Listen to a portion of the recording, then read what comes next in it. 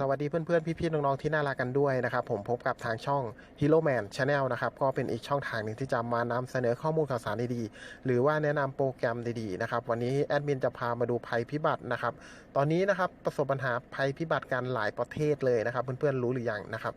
เดี๋ยวผมจะพามาดูข้อมูลนะครับจาก Facebook แฟนเพจเตือนภัยพิบัตินะครับวาตภัยแล้วก็ฝนฟ้าพายุนะครับเขาบอกว่าภาพแรกเลยแล้วกันนะครับทางเพจนะครับยังคงเกาะติดสถานการณ์อย่างต่อเนื่องนะครับจากประเทศฟิลิปปินส์โดยตรงภาพความเสียหายนะครับยังคงมีอย่างต่อเนื่องนะครับภาพนี้ช่วงเช้านะครับก็ที่ผ่านมานะครับบางพื้นที่ก็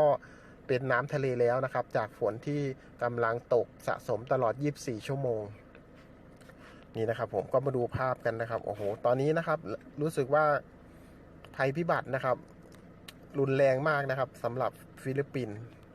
เดี๋ยวแอดมินจะพาไปดูอีกนี่ดูตอนนี้มันมีลมอยู่นะครับสังเกตว่า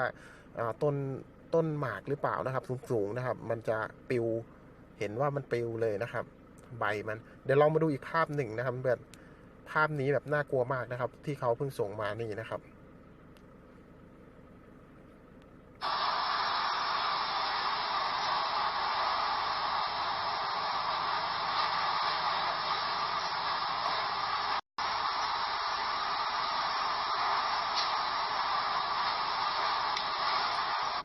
เห็นไหมครับเพื่อนๆว่าแรงมากนะครับเดี๋ยวเรามาดูว่ามันแรงเท่าไหร่นะครับเขาบอกว่าภาพนะครับวันที่3เดือนธันวาคม2562นะครับเวลา9นาฬิกานะครับที่ผ่านมาจากภาพจากประเทศฟิลิปปินส์นะครับพายุได้ยังคงพัดแรงอย่างต่อเนื่องนะครับด้วยความเร็วลมสูงสุดนะครับ166กิโลเมตรต่อชั่วโมงกันโชคนะครับ175กิโลเมตรต่อชั่วโมงโอ้โหดูจากภาพนะครับเขาบอกว่าการปลดปล่อยพลังค่อนข้างที่จะน่ากลัวแล้วก็ยังมีภาพออกมาอย่างต่อเนื่องนะครับภาพความเสียหายนะครับเดี๋ยวเรามาดูอีกภาพหนึ่งนะครับว่านี่หลังคานะครับลอยขึ้นไปเลยก็เป็นอีกข่าวนะครับที่น่ากลัวนะครับของประเทศไทยเรายังแค่เจอแค่ฝนตกนะครับแล้วก็อากาศหนาวเย็นเฉยๆนะครับแต่ต่างประเทศนะครับประสบปัญหารุนแรงมากแล้วก็มาดูที่อีกภาพหนึ่งนะครับ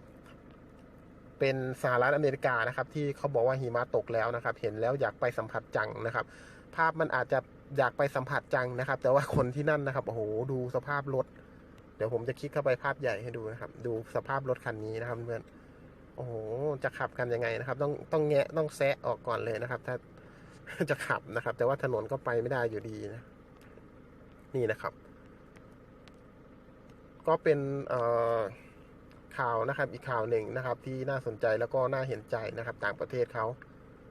เดี๋ยวเรามาดูสภาพอากาศบ้านเรากันบ้างนะครับจากเพจเตือนภัยพิบัติก็เป็นอีกเพจหนึ่งนะครับที่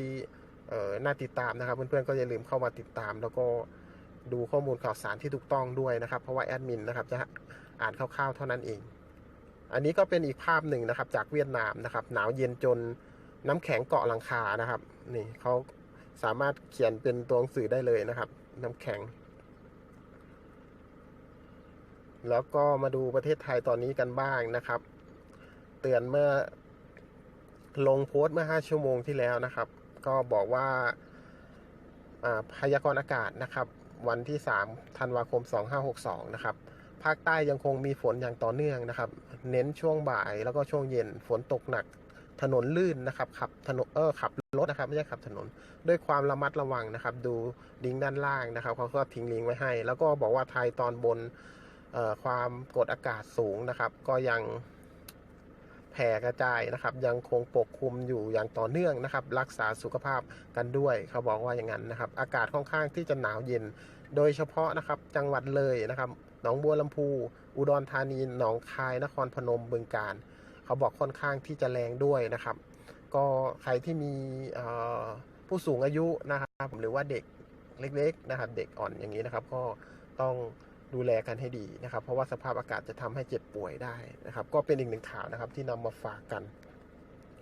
อย่าลืมนะครับลิงก์ภัยพิบัตินะครับวาตภัยฝนฟ้าพายุเดี๋ยวผมจะทิ้งลิงก์ไว้ด้านล่างนะครับส่วนแอดมินนะครับอ่านผิดพลาดประการใดนะครับต้องกราบขออภัยเพื่อนๆไว้ณที่นี้ด้วยคลิปต่อไปจะเป็นอะไรก็ต้องรอติดตามนะครับผมกดที่รูปกระดิ่งเพื่อรับการแจ้งเตือนนะครับเพราะว่าทางช่องจะเป็นช่องนะครับที่จะ พยายามหาข้อมูลนะครับ ให้เพื่อนๆนะครับมาเจอข่าวดีๆนะครับ หรือว่าข่าวที่เป็นจริงมีแหล่งที่มานะครับ